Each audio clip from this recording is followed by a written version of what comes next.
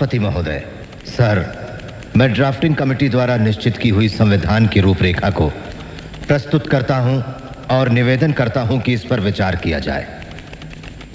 राष्ट्रपति महोदय सर, मैं इस सदन में उपस्थित उन लोगों में से एक हूं जो जानते हैं कि इस संविधान का मसौदा तैयार करने में डॉक्टर अंबेडकर ने कितनी मेहनत और लगन खर्च की है।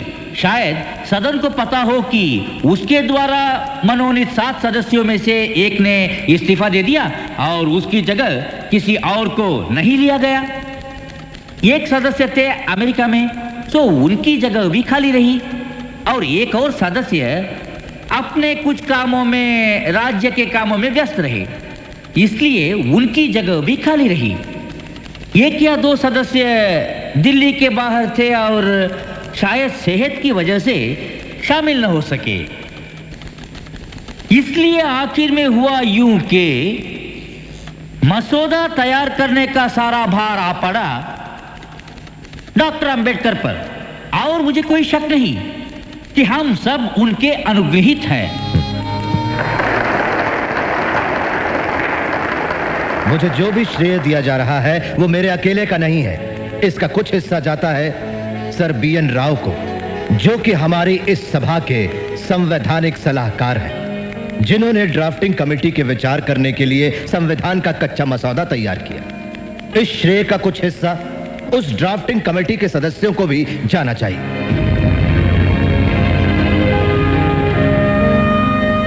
मैं यहां पर संविधान की अच्छाइयां गिनाने नहीं जाऊंगा, क्योंकि मुझे लगता है कि संविधान कितना भी अच्छा क्यों ना हो, वो अंततः बुरा साबित होगा अगर उसे इस्तेमाल में लाने वाले लोग बुरे होंगे, और संविधान कितना भी बुरा क्यों ना हो, वो अंततः अच्छा साबित होगा अगर उसे इस्तेमाल में लाने वाले लोग अच्छे होंगे। इसलिए जनता और उसके राजनीतिक दलों की भूमिका को संदर्भ में लाए बिना संविधान पर कोई भी निर्णय देना या कोई भी टिप्पणी करना मेरे विचार में व्यर्थ होगा।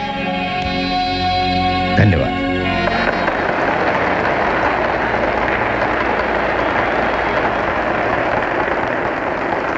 यहां आसन पर बैठे हुए और प्रतिदिन की कार्रवाई को देखते हुए मुझे यह प्रतीत हुआ, जो शायद किसी और को ना हुआ हो, कि कितने उत्साह और लगन के साथ संविधान समिति के सदस्यों ने और खास तौर से उनके चेयरमैन डॉक्टर अंबेडकर ने अपनी खराब सेहत के बावजूद ये काम पूरा किया।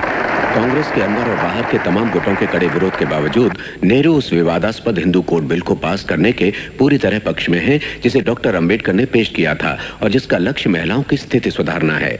डॉक्टर अंबेडकर का विश्वास है कि एक प्रबुद्ध समाज की पहचान उसकी महिलाओं की स्थिति से होती है।